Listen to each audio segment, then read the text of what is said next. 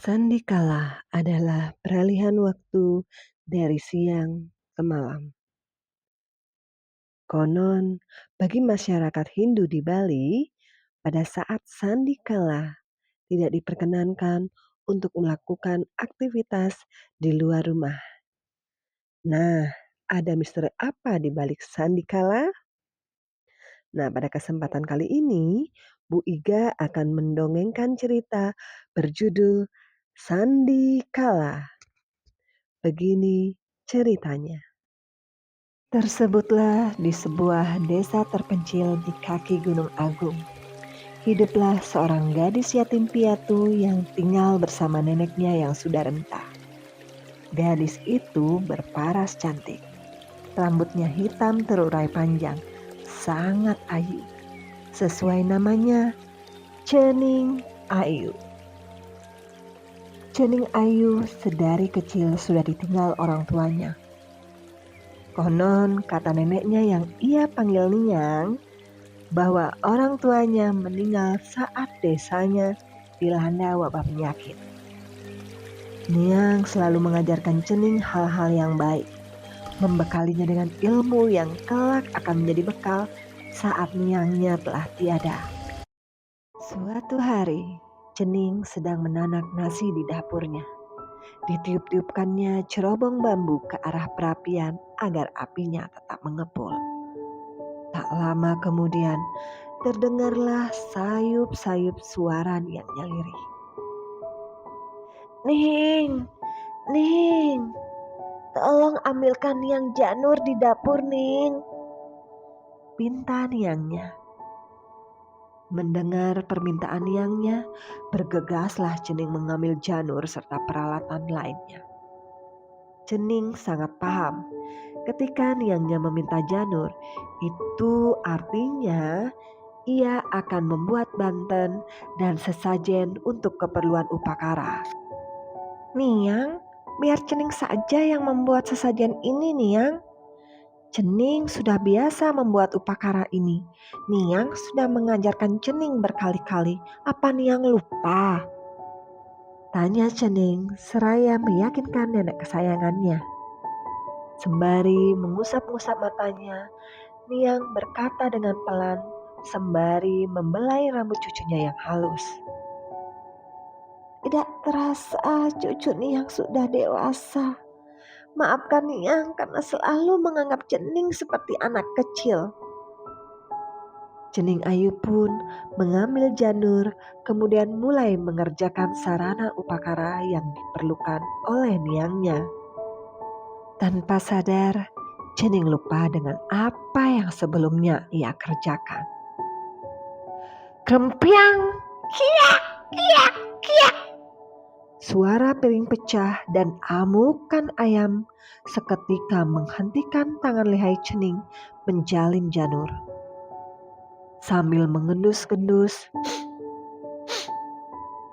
bau angit apa ini? Kenapa baunya menyengat sekali? Seakan tersadar dengan apa yang telah terjadi. Seketika itu juga ia beranjak dari tempat duduknya, berlari kencang ke arah dapur. Asap mulai mengepul. Di kibas-kibasnya asap gelap yang telah memenuhi sisi dapur. Api mulai menghanguskan payung penanak nasi. Biur, biur, biur, biur. Disiramkannya air berharap api tak melahap habis beras yang telah dimasaknya. Ratu Betara, bagaimana ini? Apa yang akan aku dan Niang makan untuk malam ini? Cening Ayu meratapi payungnya yang telah berubah warna. Pun berasnya yang sudah tak nampak lagi bentuknya. Hitam dan mengeras. Cening, ada apa ini Cening? Mengapa rumah kita penuh dengan asap menghitam seperti ini? Tanya Niang khawatir. Cening Ayu menjawab dengan terbata-bata, takut akan kemarahan yang akan ia dengar. Maaf Niang, sungguh Cening teledor. Cening lupa kalau Cening sedang menanak nasi tadi, jawab Cening lirih. Setelah mendengar jawaban cucunya, Niang menarik tangan Cening. Cening mengira apa yang ia lakukan akan memunculkan kemarahan Niang. Apa ada yang terluka, Cening? Mana yang sakit? Tunjukkan pada Niang, Cening. Pinta Niangnya dengan penuh khawatir. Niang terus merabat sekujur tubuh cucunya, bertanya sembari memastikan bahwa tidak ada sejengkal pun di tubuh Cening yang terluka. Tidak ada Niang, Cening baik-baik saja, tidak ada luka sedikit pun. Cening hanya batuk-batuk saja tadi karena asap yang mengepul. Tapi sekarang sudah tidak lagi Niang, sungguh, jawab Cening meyakinkan. Mendengar jawaban Cening, Niang menghela napas panjang. Ia sungguh khawatir jika hal ini justru akan melukai cucu kesayangannya. Setelah melihat kekhawatiran yang mulai sirna dari pandangannya, Cening pun mulai menyampaikan akibat sesungguhnya dari keteledorannya. Niang, Cening sungguh minta maaf Niang. Akibat kelalaian Cening, tidak ada lagi yang bisa kita makan untuk malam nanti, kata Cening sembari menitikkan air mata. Cening, itu tidak penting bagi Niang, Cening. Bagi Niang, keselamatanmu lah yang utama. Jangan Cening hiraukan urusan perut Niangmu ini, ucap Niang meyakinkan cucunya. Tapi Niang, pungkas Cening. Belum selesai Cening melanjutkan bantahannya. Niang dengan sigap mengarahkan telunjuknya ke arah bibir Cening yang mungil. Sudah, mari kita bereskan ini. Hari sudah menjelang petang. Tidak baik jika kita masih sibuk di dapur seperti ini, kata Niang mengingatkan. Cening bersama neneknya mulai merapikan dapurnya, membersihkan puing-puing piring yang berserakan, serta menata kembali perapian yang masih basah akibat diguyur air. Tak berselang lama, dapur Cening sudah tertata rapi, meskipun bau hangit masih tercium menusuk hidung. Masih syukur api ini tidak melahap habis rumah Niang, kata Cening dalam hati. Senyum di sudut bibirnya mulai merekah. Semburat jingga sang surya mulai menutupi langit petang itu. Cening kembali diingatkan dengan apa yang akan ia dan Niangnya makan malam nanti. Seketika itu pula ia ingat bahwa tidak jauh di belakang rumahnya ada beberapa pohon singkong. Aha, aku rasa pohon singkong di sana itu pasti buahnya sudah bisa kupanen. Kasihan jika sampai Niang tidak makan sedikit pun. Aku harus segera mengambil singkong itu sebelum hari ini benar-benar gelap, kata Cening penuh semangat. Jika aku bilang pada Niang, ia pasti akan melarangku pergi ke sana. Aku pergi sekarang saja. Toh juga tempatnya tidak jauh, tegas Cening meyakinkan. Benar saja, Cening bergegas mengambil gerabah kecil. Dituangkannya sedikit minyak dan dililitnya beberapa linting kapas. Kemudian ia celupkan kapas itu ke dalam minyak. Dan tara, penerang langkahnya sudah bisa ia gunakan. Cening mengendap-endap menyusuri jalan setapak yang ada di belakang rumahnya. Tak sedikit pun tatapan matanya menoleh ke kanan dan ke kiri. Bibirnya terus komat-kamit seraya berkata, "Ratu Betara, lindungilah hambamu ini." Segala mantra ia ucapkan. Sampailah ia di tempat tujuan. Nampak pohon singkong yang ia temukan sudah siap untuk dipanen. Dengan tenaga kuda ditariknya batang pohon singkong itu kuat-kuat. Iya, sedikit lagi, sedikit lagi. Cening terus berusaha menarik batang singkong itu. Sesekali ia menyeka peluhnya yang mulai bercucuran. Umbi singkong seukuran betis orang dewasa menyembul dari dalam tanah. "Wah, besar sekali singkong ini," ucap Cening penuh haru. Segera ia mengambil singkong itu untuk dibawa pulang. Tanpa ia sadari, saat itu juga ada butek kale yang sedang mengawasinya. "Wah, siapa gerangan yang berani menginjakkan kaki di wilayahku? Berani-beraninya ia mengusikku di kala ini. Sepertinya ini akan jadi mainanku." Kata butek kale sembari tertawa gahar. Ia terus memperhatikan calon mainan barunya itu. Tiba-tiba saja terdengar suara. "Srak, srak." "Hah?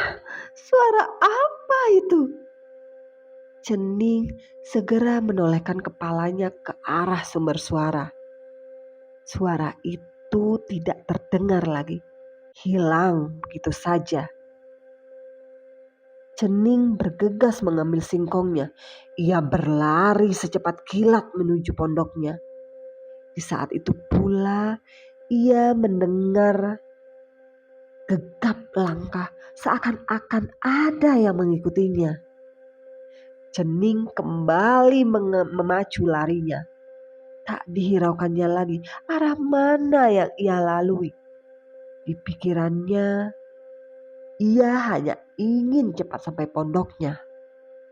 Sesampainya di pondok, Cening mendapati Niang sudah menunggunya dengan penuh khawatir. "Dari mana kamu, Cening?" tanya Niang setengah memekik. Cening pun menjawab pertanyaan Niang dengan napas tersengal-sengal. Ia menceritakan apa yang telah ia alami. Seketika itu juga, nenek kembali mengingatkan petua yang selalu ia lontarkan.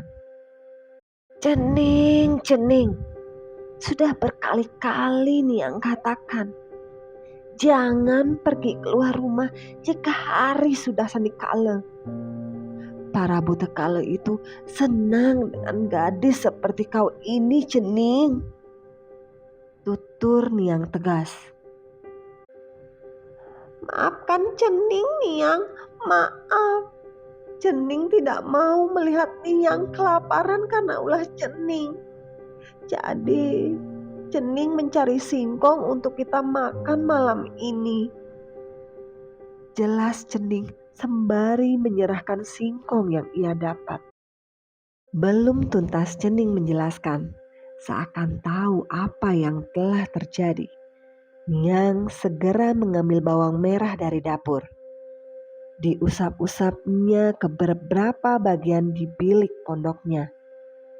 Konon bagi Niang, Hal ini mampu menangkal aura jahat yang datang. "Ayo masuk, Cening. Semoga tidak ada hal aneh yang mengikutimu," ujar Niang sembari menggandeng Cening masuk pondok. Tidak lama berselang, terdengar gegap langkah dan suara menyeringai di balik bilik pondok.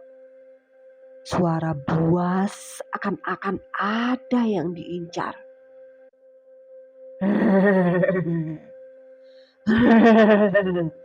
"Kemarilah anak manis, kau tidak akan lepas dari incaranku," kata Butekale buas. "Niang, suara apa itu?" tanya Cening gemetar.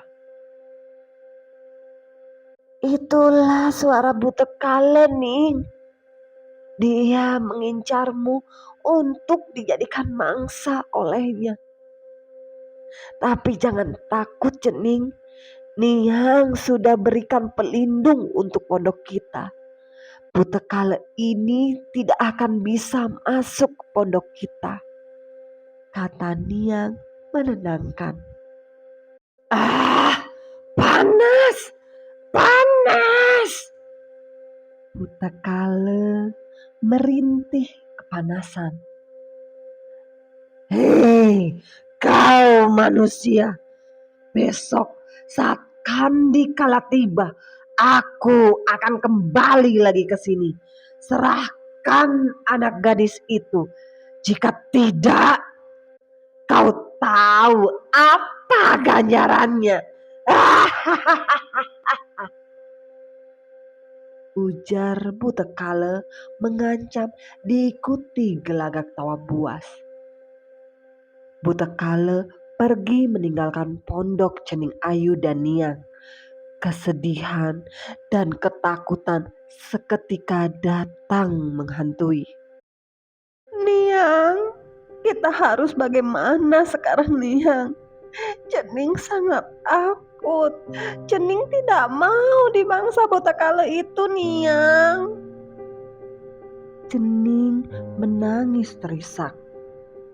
Niang hanya terdiam. Malam itu sungguh menjadi malam mencekam bagi Nenek dan Cening Ayu. Waktu seakan berlari. Pagi menyapa tanpa senyum. Hening. Hanya terdengar suara kicauan burung dan embusan angin. Keesokan harinya, Niang menghaturkan sesajen dan sarana upakara, memohon kepada Ide Sang Hyang Widiwase. "Om Yang Widi, hambamu memohon pertolonganmu. Berilah hambamu petunjuk agar cucuku terbebas dari Butekale ini, Yang Widi. Cucuku tidak bersalah. Yang ia lakukan sebagai bentuk baktinya pada hambamu ini, Yang Widi. Sungguh tidak siap hamba kehilangan Cening Ayu. Hamba memohon belas kasih-Mu, Yang Widi." Dia menangis terisak dalam doanya. Saat itu juga sekelebat cahaya bersinar dari bilik dapur. Niang dan Cening Ayu terperanjat melihat cahaya yang entah dari mana datangnya. "Niang, sinar apa itu di dapur?" tanya Cening penasaran. Niang mengendap-endap perlahan ke arah dapur. Niang mendapati ada beberapa benda terbungkus daun yang nampak di atas perapiannya. Diambilnya benda itu, perlahan Niang mendengar ada bisikan halus di telinganya. Ini untuk melindungi cucumu. Gunakanlah. Perlahan suara itu pun menghilang. Terima kasih Yang Widi. Niang menyakupkan tangannya sembari bersujud. Niang pun menjelaskan pada Cening Ayu apa yang telah ia dengar dan memberitahukan apa yang harus Cening lakukan. Tidak berselang lama, angin dingin mulai berhembus kencang. Lolongan anjing tak hentinya bersautan. Hahaha, aku datang anak gadis, kemarilah. Pinta Buta Kale dengan garang. Kau tidak akan membawa cucuku kemana-mana, balas Niang dengan suara lantang. Mendengar jawaban Niang, sang Buta Kale pun membalas dengan marah. Hei kau manusia tua renta, berani kau menghadapiku?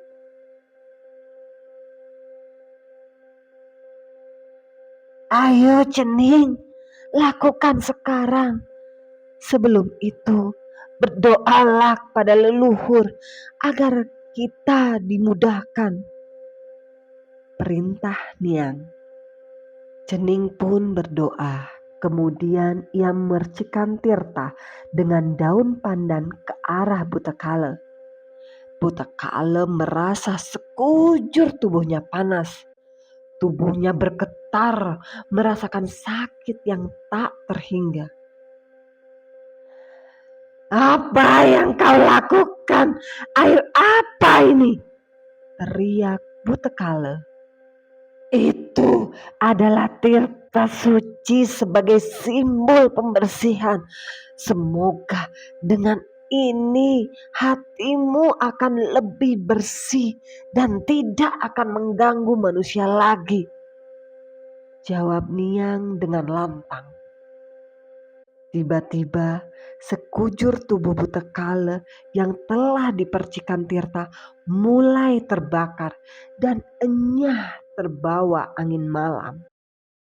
Niang dan Cening Ayu kini bisa melanjutkan hidup bersama, bahagia selamanya.